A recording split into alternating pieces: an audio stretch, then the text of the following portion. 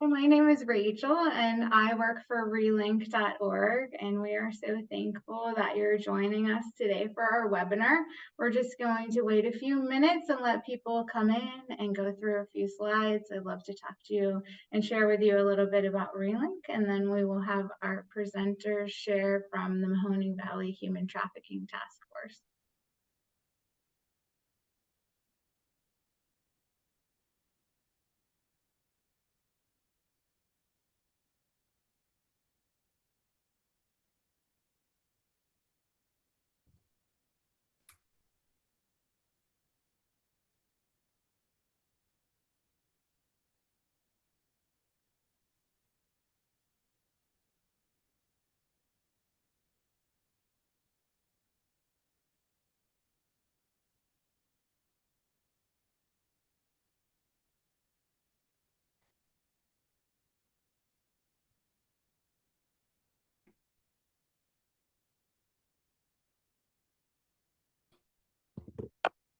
Right, we are going to go ahead and get started, and I'm going to share with you a little bit about relink.org.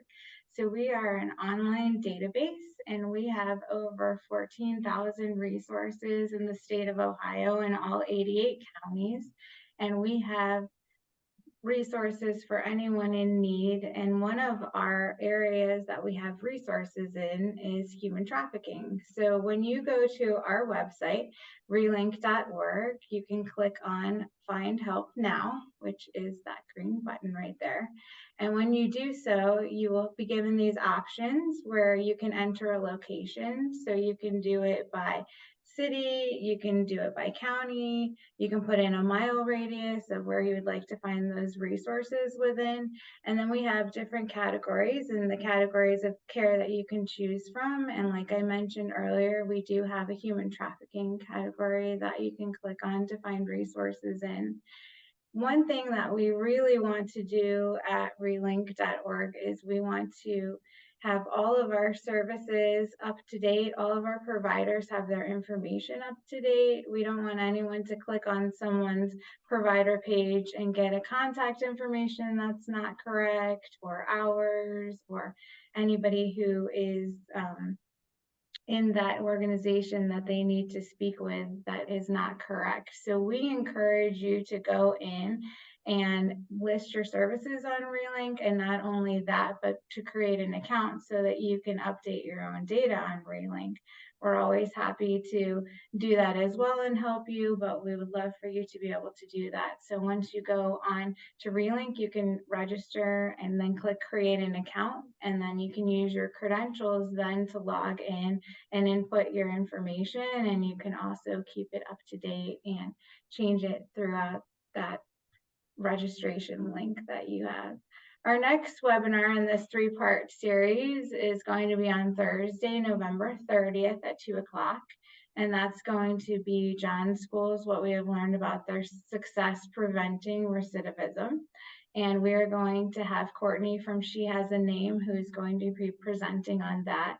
That will be offering one CEU in social work, as well as this webinar will be offering one CEU in social work. So at the end of the webinar today, there's going to be a survey that pops up. If you can fill out that survey, then we can collect the information. And it does ask in that survey if you need a CEU. And we try to get those out to you sometime by next week so that you can have that. You will also get a follow-up email after the webinar that will have the recording of this webinar in it and a link to the survey again if for some reason you would miss taking it. So our contact information is here for Relink, the different ways that you can contact us or get on our social media. I would highly suggest that you get our newsletter.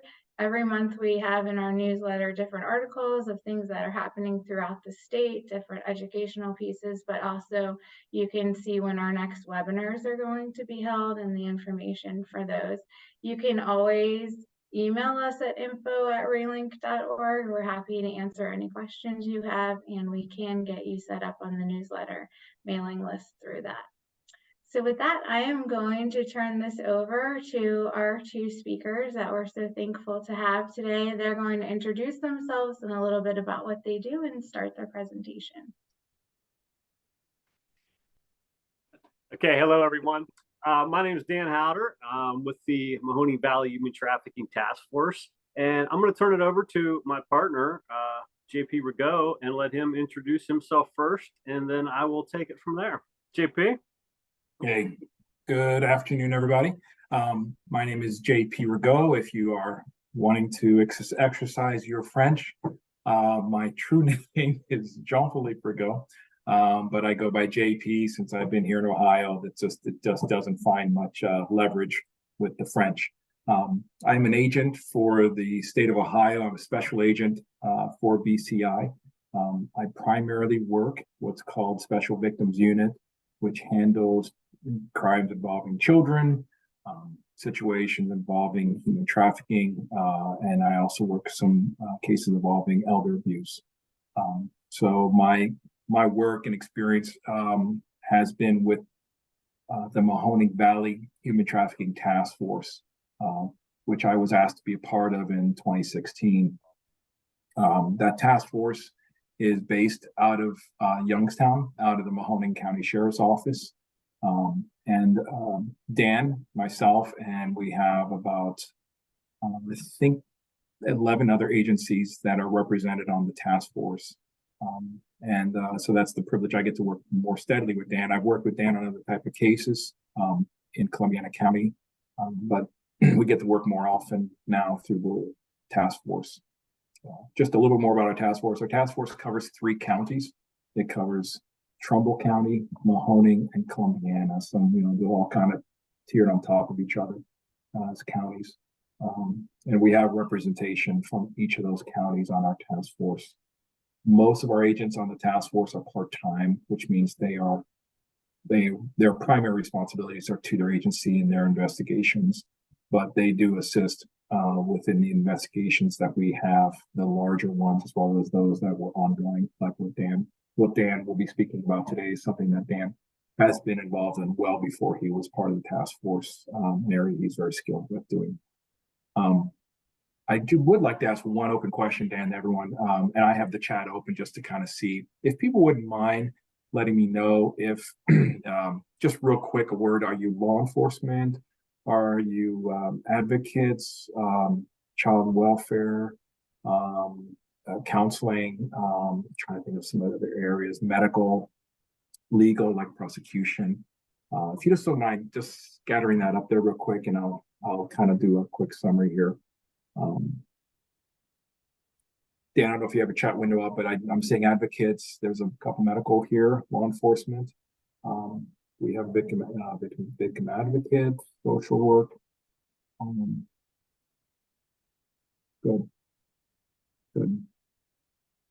Your support. Counselors, we have a high school counselor, that's great. Outreach coordinator, your support. Human Trafficking Task Force Committee, cool. All right, parole. So then we have a good we have a real smattering of a lot of different groups here today with us. So this is good. All righty. Hey, Dan, do you see the first slide up? Is it up? Yeah, it's up, JP. Okay, very good. All righty. Dan, I'll let me turn it over to you. I'll just kind of sit right here. Okay. All right. Again, my name's Dan Haueter with the Mahoning Valley Human Trafficking Task Force. My home agency is the East Palestine Police Department. If you haven't heard of us, we blew up and nuked a train in February. Kind of made the news a day or two. But I pretty much introduce myself as I go through this. I usually do presentations and lecture and speak in person. So being confined to a chair in front of a computer screen today is a little bit different for me. So I'm going to kind of pin myself down and then go through this. And JP is going to manage my slides for me. I started working online undercover investigations back in 2004. Matter of fact, in January of 2004, it will be 21 years that I've been conducting these types of investigations. So I kind of have a little bit of different perspective. Through all of those years, I've handled pretty much my own case from start to finish. I do the chat, do the interview. A lot of times I will talk to the spouses, if they call in. So the information that I provide, which I'll be writing today, isn't coming from other sources, isn't coming from, stuff that I've researched. It's all stuff over basically 21 years that I have firsthand knowledge, and JP has firsthand knowledge of, that we have investigated and dealt hands-on with. And back in the old AOL chat room days, when I first started doing this, there wasn't, cell phones were just a luxury, for teens and kids and people. So everything was done on the computer. All these investigations were done in the chat rooms. And I quickly learned, probably a year in, that there was an abundance of, back then they were called, incestual chat rooms for incest, mother-daughter, dad-daughter, chat rooms with those names that were predicated for specifically, what we call now familial sex trafficking. So I started utilizing, back in those days, dad, daughter profiles in those chat rooms. And soon it was very successful in a lot of arrests, also with a mother-daughter. And then when we kind of branched off, as time grew into more of a human trafficking investigations, I used those ads.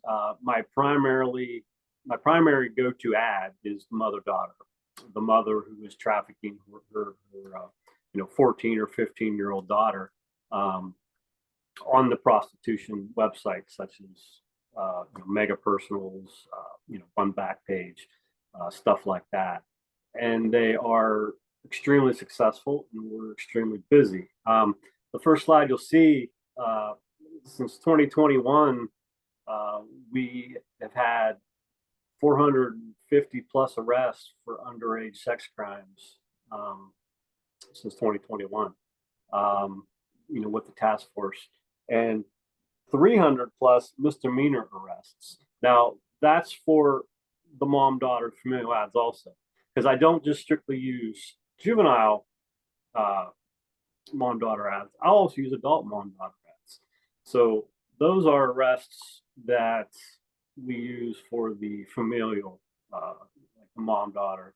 Sometimes father-daughter, we'll use that one. And we've also recovered a lot of child pornography from those arrests. And we've been able to, more importantly, identify real victims through those arrests. JP and myself have worked a couple cases where we've apprehended an individual coming for a mother-daughter, uncovered a great deal amount of child pornography, CSAM, and we're able to identify real victims through those investigations. Next slide, JP, please. Okay. If those of you who are not familiar, this is basically what familial sex trafficking is. The act of a family member offering, selling, exchanging, or making another family member, or offering a family member for sex for hire or servitude. That's basically what it is. And you will see throughout the course of the year, news stations will cover, you'll see a mother arrested for trying to traffic her juvenile daughter, infant daughter, trying to sell her infant daughter, or a dad doing the same thing. Those cases, when they are charged, tend to make headlines. So you see those throughout the course of the year. The men know that. They see that on the news. So they are aware that this type of stuff is out there. So that's why they look for it. Next slide, JP.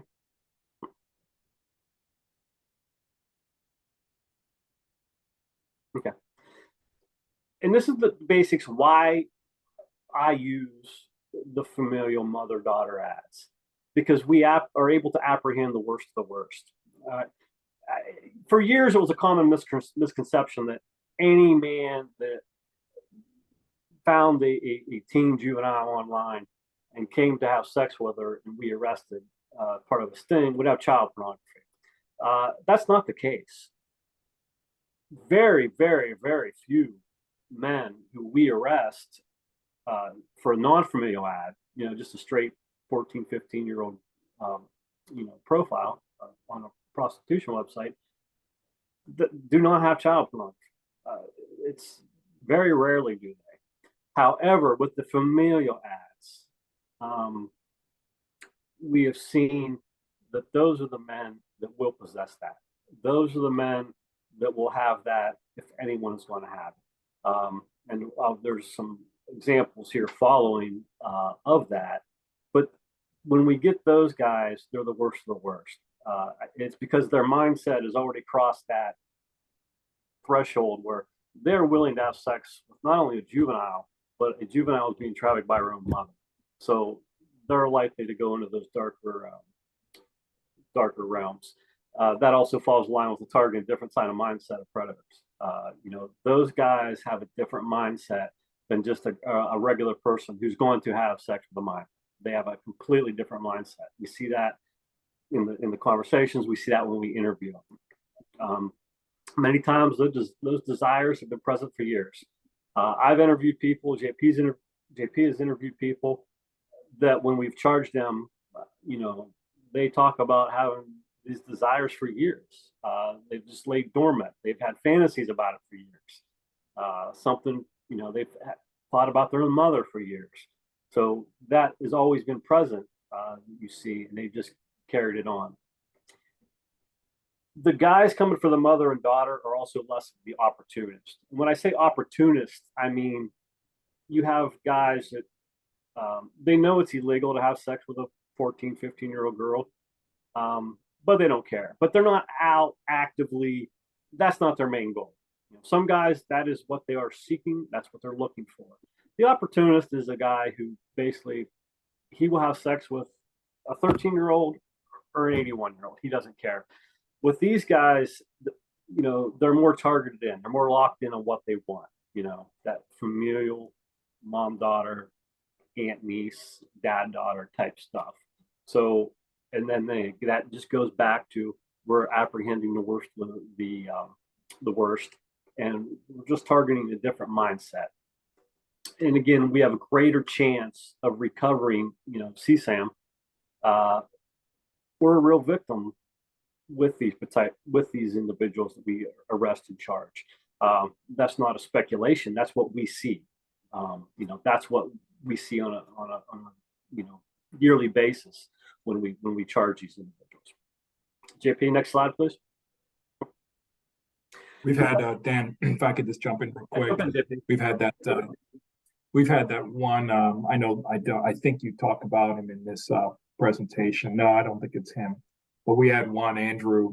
This time to bring up all the names, but we have one individual. Remember where he came in, and I think he was arrested also up from the Cleveland task force as well.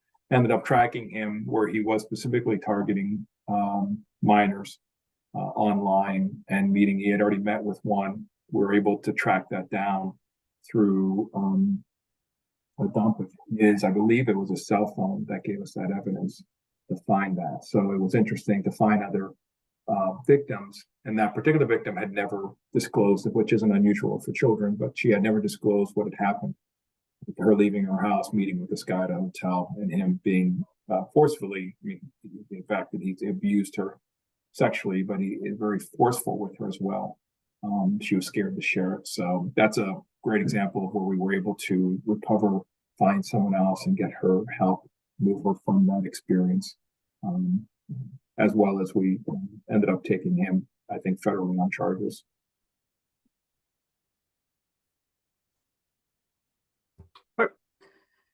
The types of ads on the prostitution websites that I post are the mom-daughter, which is by far the most popular, a dad-daughter, and I'll use uncle-niece and sometimes aunt-niece. My very first undercover with a familial type, ancestral type investigation was back, I believe, 2005 2006. Had a AOL profile of a dad with a young 13-year-old daughter, a man from Cleveland. I reached out. He actually drove to the meeting location. I met him in a bar. We had a drink, discussed the sex acts, and he paid me the cash, and we walked out and we arrested him. That was my very first dealing with an actual undercover investigation into a familial type situation. Over the years, I had a man from Kentucky reach out again, father-daughter profile back in the old AOL chat room days. He wanted to fly the daughter down there for a week. He bought her a plane ticket, paid for the plane ticket. He believed that the dad was sexually abusing the daughter, and he was selling her for sex. He bought the plane ticket, and he was waiting at the airport with a teddy bear in Louisville, Kentucky, for the girl. I think that was 2008. So it's very prevalent, and there's a lot of people out there who have some twisted thoughts, especially when they're targeting this. The make it believable, that's more for law enforcement. When we instruct law enforcement about the ads, how to keep the ads believable and stuff. So we'll skip that for now. JP, next slide, please. This is again more for law enforcement, our law enforcement friends, when we teach and instruct. We design our ad and backstory to fit our area. Every geographic region is different. We live in a rural. Youngstown is obviously a city, but it's still more of a rural area, especially where we live in. So we keep the backstory to fit our area. We don't get it crazy. Everything I put into an ad and a profile and the conversation is real life stuff. I keep it real life stuff, so that way when we go through court, defense attorneys can't say, well, this was some lavish. No, this is actually from cases that we use.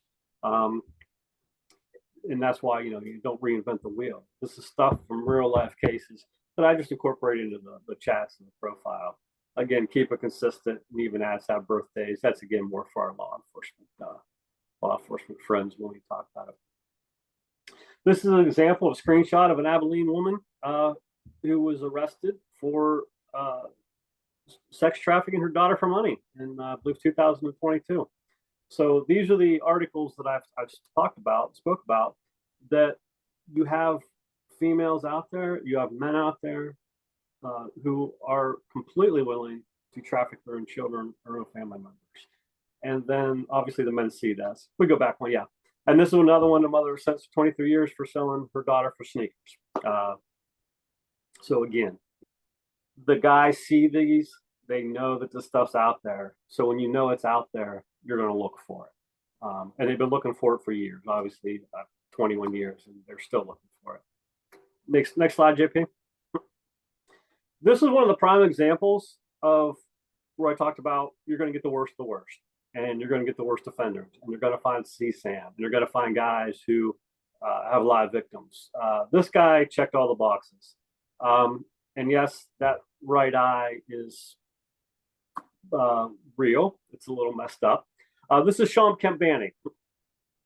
In 2021, Sean responded to a mother-daughter act. Sean lived 15, 20 minutes away from, our meeting location where we had the ad posted. Sean responded to the mother-daughter ad. He wanted to have sex with both mother and daughter. Sean arrived at the location. Sean was arrested. Sean gave some indicators in his interview that there may be some more, that he just wasn't saying. He mentioned that, he just hated himself. He hated himself for years.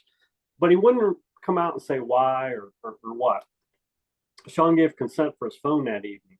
And before we took Sean to jail, I did an extraction on him. It ended up, Sean had over, and we actually quit counting at 25.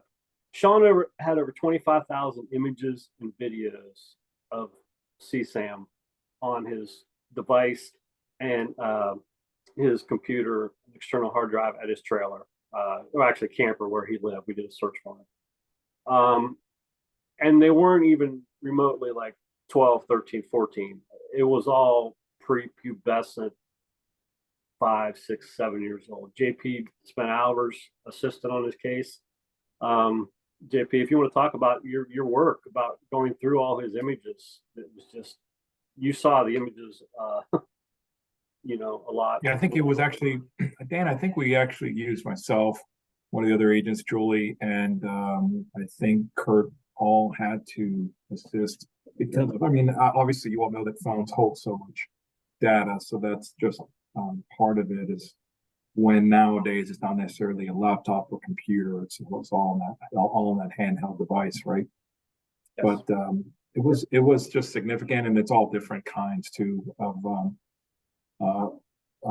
CSAM, and hopefully just real quick for all of you out there, CSAM is just the acronym for child sexual abuse material. We use that term rather than child pornography.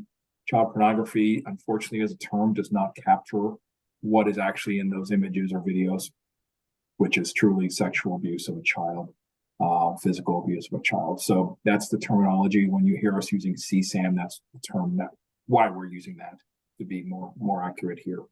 Other terms are used as well, but that's what Dan and I are referring to. But yeah, it was a lot of images. We found in going through those images that Sean had also been sexually abusing his 4-year-old niece, and he was videotaping. So it was a very disturbing case, but it was a very heartening case for us to get him off the street, and he was sentenced to excess of 50 years. I think his release date is he'll be 93, 94 years old when he gets out of prison. So he basically got a life sentence for that. So there is one of the cases, and there's been others, but there's one of the cases that you find when you utilize a familial type, mom-daughter, dad-daughter type ad. JP? The old AOL days, this goes back, but it just shows you how long this type of activity has been around. These were the chat rooms, some of the names of the chat rooms back in the old AOL days, were what we would call familial sex trafficking now. What they were back then. This is Barbara. They were incestuous. These were the names of the chat rooms. They were daddies and daughters, dads for fun, incest is best, dad for 1, 2, 3. And back in those days, you would use, and still to some extent today, back in those days, the 1, 2, 3 was the ages that they would hope the conversation would pertain around. So if you put dad 1, 2, 3, when somebody went in that chat room, you were hoping that the age group of 1, 2, 3 is the age groups that the other people would converse with you about, and family fun. Those were just a few of the chat rooms that were all predicated for familial trafficking, which we would call today. Next slide, JP. And these were some of the screen names that were used back in, as you can see, this one was 2008 when I had these. These are some of the screen names that were pulled in those chat rooms. As you can see by the name of the screen names, they're all predicated to what they want. Daddy 1424, Daddy's Love, Daddy Prime Time, Dad's Cool, Dad for Chat. So when they went in there, those are the screen names that they were actually using. Next slide, JP. This is another one, continuation. Daddy Will 1, 2, 3. Dad with daughter. That's a person who's in there. Either he has a daughter, or he just wants to talk about, a daughter. Dad for teen angel, dad mature fun, and gentleman daddy. But we can't forget their perv daddy, which is pretty original. Hey, Dan. Yeah. Could you just briefly explain that this is not the dark web that you're what this is the old AOL, American Online, and they may still have chat rooms, but this was just general chat rooms. You would go in the America Online chat rooms, and you would go into these, and these were user created rooms where you had America Online rooms like Ohio, Florida, just throwing a few out. And then you have rooms that a user would create. Wasn't a dark web. Anybody could get in there and get on them, and you would just get into the chat room. And the majority of the time, these rooms were full. Back then, let's just hypothetically say I think it was 30, 50 people could be in a chat room at a time. There was times in the evening you literally couldn't get in to these chat rooms. You had to continually try to enter because they were full. That's how popular they were. Next slide, JP. Okay. This is just a screen capture of the individual I was talking about from Kentucky that bought the plane ticket for the girl. Again, that was 2007. I thought it was 2008, but 2007 he was federally convicted of arranging to have sex acts with a female, who obviously, he was just buying a plane ticket for somebody he didn't know. And it's all internet based. Years and years ago, guys who had these desires, they had nowhere to outlet them. You would see cases where guys would, severe cases where guys were kidnapping, your actual physical rape, stuff like that. But pre-internet, they had no outlet for this stuff. But now, since the age of the internet, and every year you get more and more dark web, more and more, applications that these guys can go on, more and more fetish websites. It brings it right to their fingertips. So where you have something that may lie dormant in somebody, now they have access where they can go out, they can watch it, they can see it. And pretty soon after they see it so long, that desire isn't satisfying anymore. So they want to go out and act on it in real life. And obviously they can search and share with others. That's where a lot of the CSAM is traded and shared, and they can talk about it with others. So next slide, JP. Okay. This is a phone extraction from a man that we arrested that was actually having sex and trafficking, not for money, but just for the fact that it was a fetish of his 15-year-old daughter. He had been sexually abusing her for several years, and then he had a roommate, and he thought to satisfy his fetish, he was okay with just basically trafficking her to his roommate and some other friends. This is the web search history in the cell phone. And as you can see, he's out searching some pretty obscene, nasty, disturbing stuff on his web browser. And those are his, next slide, JP. And this is a continuation of what he's actually searching on pornography during, his web browser time. We pulled from a cell phone when he was charged. Next slide, JP. Okay. And JP, I'm going to turn this over to you a little bit, because this is more your area of the connection between the pornography and the perpetrator. Yeah. Thanks, Dan. Dan, can you hear me pretty good? I can hear you, JP. Yes. Good. I saw my internet cable thing was unstable sign on there, so I'll make sure it's clear. Are you on dial-up? I'm an AOL. You've got mail. Interesting. Before I dive into this, I'm not sure. As many of you, Rachel had told us there's as many as maybe 150 today on this webinar, and I'm not sure how many of you knew necessarily the topic or where it's going to go. But for some of you, probably right now are breathing or need to take a deep breath. And kind of remind yourself of what's your normalcy. What do you normally do each day? What do how do you normally maybe have breakfast, or go back into what's normal for you. Because as you can see, in the world that Dan, myself, and many investigators, and at least those, some of you on here right now too, what's normal for us definitely is going to bend far left and right when it comes to this area of work. Dan is tied; he does every part of the investigation, with the chatting all the way through. So he's starting from the start all the way through to arrest.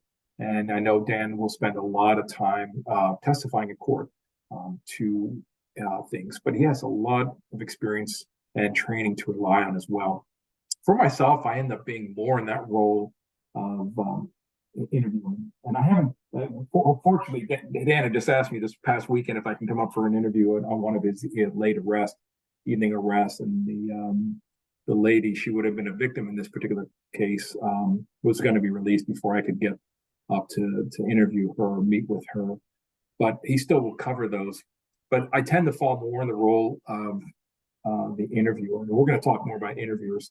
But one of the things we will often consider and look at when it comes to this kind of investigation, the question will come of, does that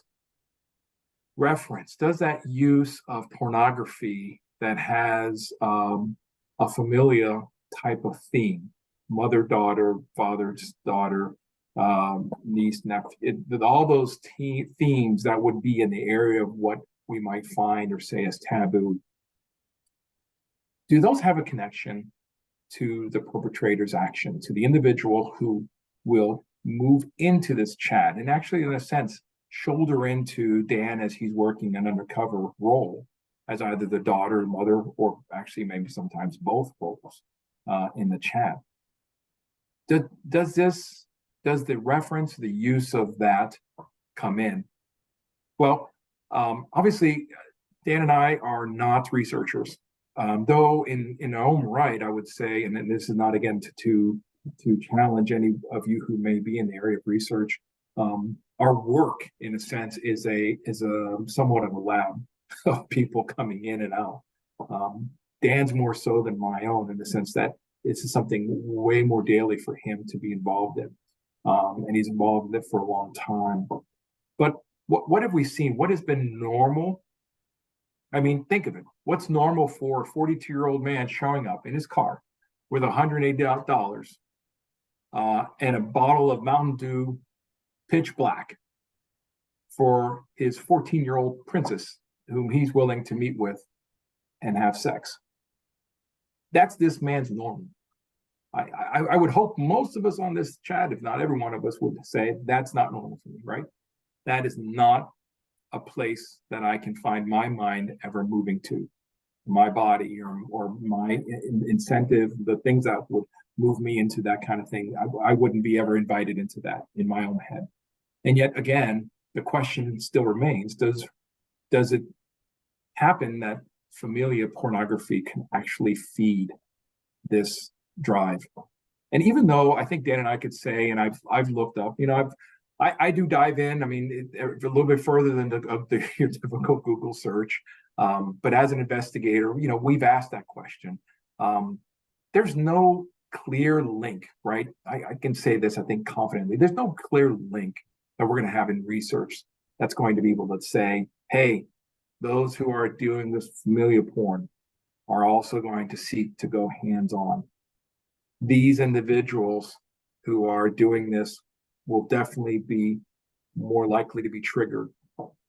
Because some of the studies that we have looked up or seen indicate that the porn viewed by these offenders represent their preference. You just saw a slide that Dan had where it showed the history of the individual that was involved in the case and what he was, in a sense, resorting to looking at in his history. So, though, again, we are, in a sense, our own, we kind of created a lab, right? of in the work that we do, the amount of men, this is all men that come into this world. So we can't necessarily say with the definitive, we're not doing an actual research, but we can say through our experience, through what we've seen, that sometimes that is right there. It's perfectly set to say, yeah, their history of involving themselves with familiar pornography does seem to impact and change and trigger possibly their behavior. One thing I think Dan and I could agree upon clearly is that their use of pornography, and we'll talk a little bit more about interviews, but in interviews, I can't tell you those that have been successful. I mean successful by the fact that they engage in the conversation. We move into a narrative. We allow them to talk. But in those meetings that their use of pornography that's familial, doesn't add to their library of fantasies. We all have, in a sense, or in our own heads, we're all human. We all have fantasies. We all have ideals. We have things. Well, these individuals are taking that type of pornography and it moves into their fantasies. And I feel like it's a loaded gun. It just fuels that ability to be able to that much more easily act. I find it hard to refute that they're showing up at a designated location with all the materials that have been asked of them through the chat to have and meet with a mother and daughter, 15-year-old daughter, to have sex is not a red flag. I don't think we need to do much or have to sit and maybe set on research to say that's not possible, that this does not fuel. If anything, Dan and I can say, as Dan had said, the worst of the worst, these individuals that we are working with are huge risks. Again, they're willing to move from just a conversation, from just a fantasy, from just a chat, to physical movement into their cars, into the space with the intent to meet to have sex. So again, can we say a perfectly clear connection? That would be risky for us to do. That's just not our field. But we can speak from our field and from our experience that it definitely we feel there is a tie. I'm a tie between the pornography that's familiar in nature and what these perpetrators and their actions are doing. Dan, would you have anything else to add to that? Yeah, a lot of times, and I feel when we do the interviews right after arrest, sometimes that's the best time, because they don't. Sometimes guys that are interviewed later down the road, they have time to think about it. They have time to formulate what might be an educated response, what might sound logical, what might sound reasonable. Right after the arrest, if they're willing to talk, sometimes that's when you get the most rawest answers that I have found. And when we do interviews, the last couple I've done, it definitely, when I ask, what got you interested, into mother-daughter, familial, incestual type relationships, and almost all of the men that I have interviewed have said, well, I saw it in porn. It turned me on. I really liked it. So you have that. And then the other next big one is something happened in their life that they saw it. One guy said that he saw his cousin when he was, younger, they were in their teens, having sex. And he said that triggered it. One guy said, the way his mother used to care for him. And then she passed away, it just triggered it. So everybody has a different trigger, I think. And if it's not a real life trigger, then, a lot of times we see that it's something that they watch, we visually see, and then that triggers it. So that's all I have. And Dan, the other thing too, I think for you more so, it's not just the fact that they show, but when you engage in those chats from your experience, you get more from what they're hoping for, right? It's not just, we set up a date in front of it. You will hear more of what's running through there. It might be fantasy, it might be what they're actually doing or what they have already done, right? You probably have heard the fact that this won't be the first child that they've had sex with. Correct. As a case in point, we'll go back to, well, my very, very, very first case, 2004. This guy that we arrested at that point, the week before, he'd actually met a 15-year-old girl in Illinois and took her to a hotel room, and we were able to locate her and find her, and he was actually prosecuted for that. So, but we were able to find that out through the conversation, the chat that we had with him. So, yeah, you get a lot of truth during the text conversation, the chat conversation. Sometimes the name, age, and location isn't the truth, but what they want, what their desires are, and stuff like that is pretty. That is the truthful part of their conversation. I'll move to the next slide here, Dan. Yep. So just an ad comparison. In 2022, I took a 3-day period. I ran just a straight 15-year-old juvenile foster child runaway ad. And that's what all my underage ads are: foster children runaway, because that's what we see. And then I ran a mom-daughter ad. And this is the comparison. I ran them at the same time, dual ads. The 15-year-old had 32 responses to the ad. The mom-daughter had 67 responses to the ad. So again, when I say that the mother-daughter ads are more popular, that is also what I'm referring to. The men responding to it are almost, more than double.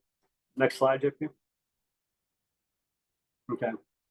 And then taking a little bit further, in those ads, only 17 responses were from the same guy. Basically, a guy just going through each ad he finds on one of the prostitution websites and hitting up every ad. Only 17 were the same. The rest of those were completely different, meaning the rest of those individuals that responded strictly to the mother-daughter ad and didn't respond to the other underage ad. Next slide. So this is more for our, again, law enforcement friends, when we do this for law enforcement. But I'll go over it a little bit just to show how we operate. When a male during the conversation tries to do the whole, well, I want to talk about it in person thing, you might not be real, so I want to show up first. We just take the juvenile off the table with the familial ad. We'll say, no, listen, I don't even keep her here, because then that shows their intent. That shows what their desire is. They're wanting to come talk in person because they think they could be arrested. They know they could be arrested. They watch Dateline, they see it on the news, but they're still willing to leave their house. And then when we say, oh, well, no, we'll take the juvenile off the table, we want to keep her here, you can just have, sex with the mother. They, oh, no, we'll keep her here, it's fine. You keep her there, it's fine. So that just shows their desire. Everybody has an excuse. Rarely does a guy come and say, yeah, I screwed up. They all have excuses. I was just trying to help the girls. I was just trying to bring them money. I was going to bring them condoms and drop it off and leave. They all have certain excuses. We try to know those before they leave. We'll also request them bring an item strictly for the juvenile, especially in a familial ad.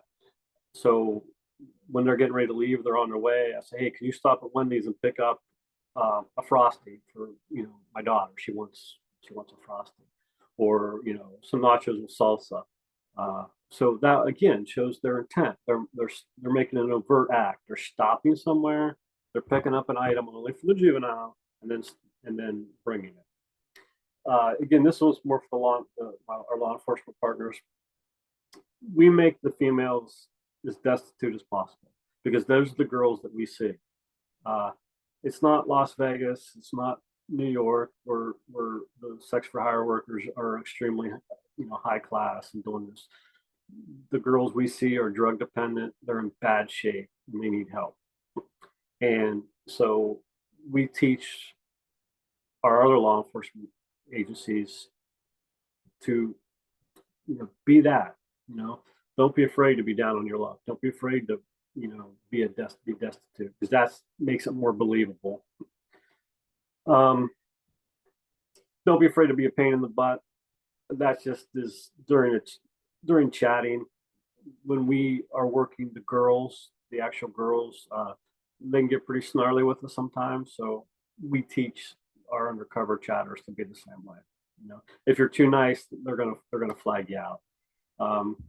We mix our ads up and rotate the agents. We don't. You run strictly a 15-year-old girl every day, every week. They're gonna figure it out. So, next slide, JP. And JP, he's going to jump back in and talk about the interview a little bit. Yeah. And Dan, you have you jump in with me as we kind of walk through this, and I know we have about just about I got about 8 minutes left. But as we do these interviews, if I can really promote or push anything else, as I was walking through this again, thinking more of this presentation today, I hope for you in law enforcement and for you who support law enforcement or watch us or have critique of what we do, the interview has to have more of a purpose than just corroborating the facts of the offense when we're talking about these kind of situations, right?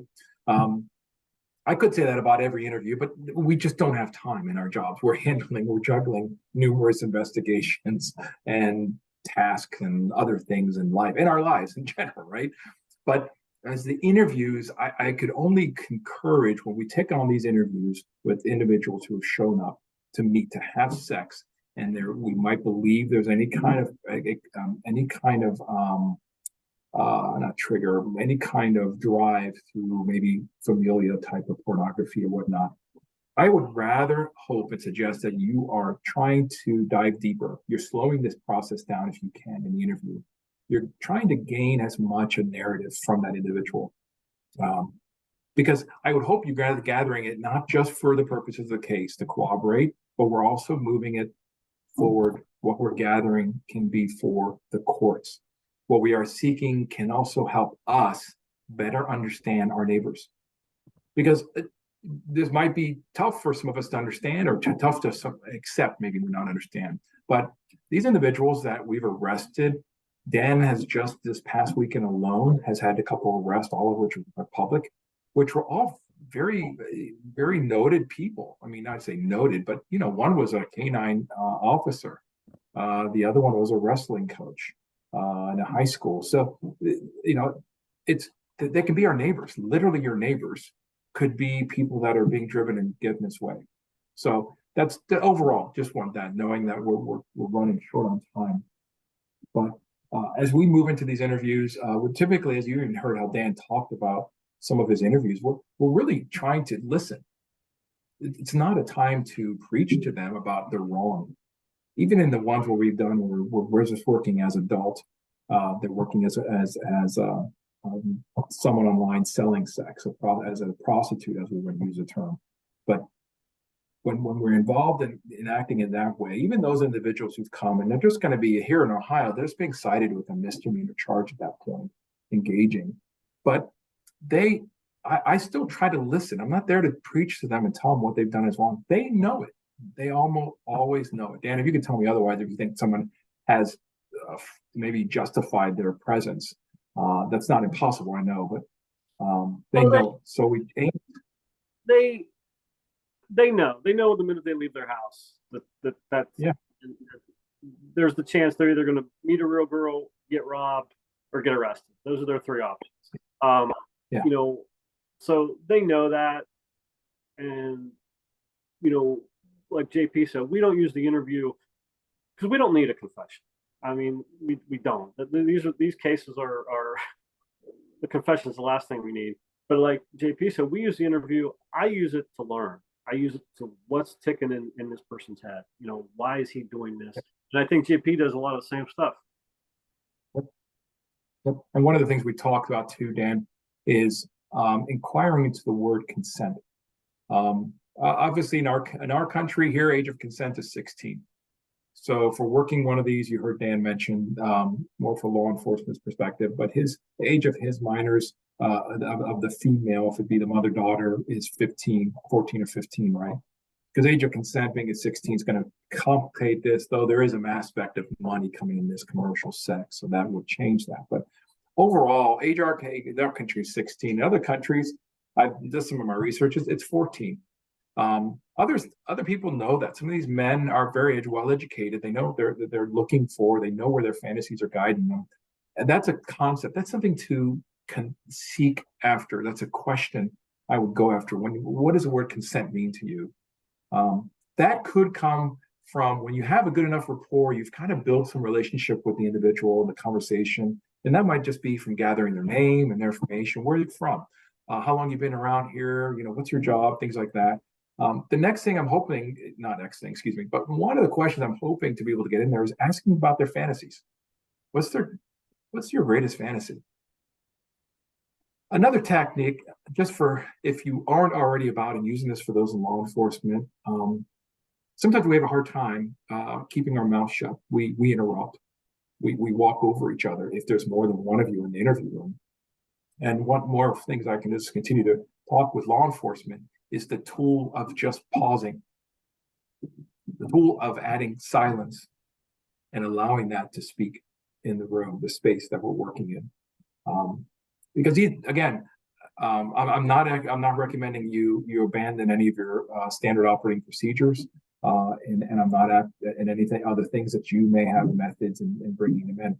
But just for us in these fields and these working with these individuals, trying to understand and work with those that we believe could be anyone's neighbor and understand them.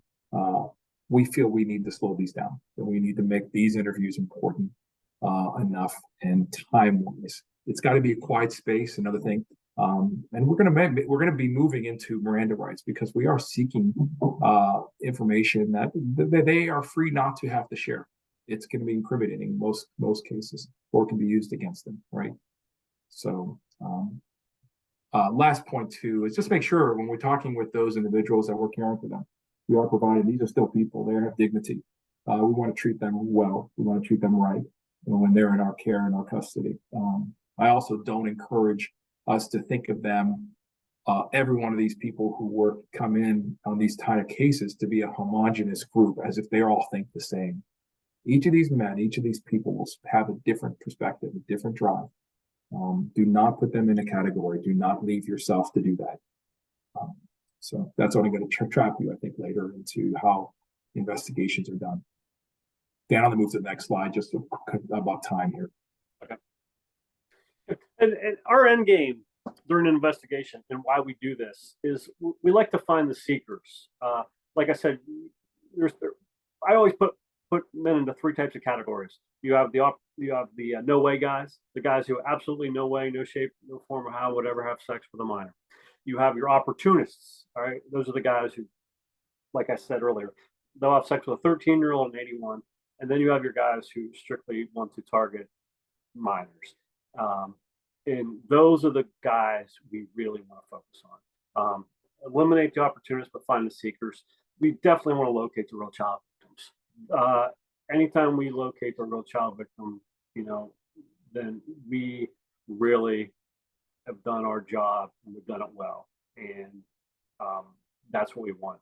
We want to recover, child pornography, CSAM. We want to get that off the street. And we want to act as the deterrent. We want the guys to know that we are out there on the prostitution websites. That at any point in time, even they already know that they may be talking to a law enforcement. We want them to know even more that that their chances of getting arrested are great. We want to educate.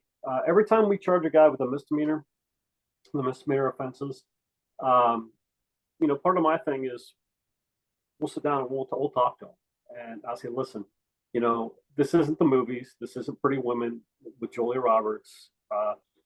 The girls are in bad shape. They need help, and I try to explain to them that they're not helping the problem by paying for sex for hire for them.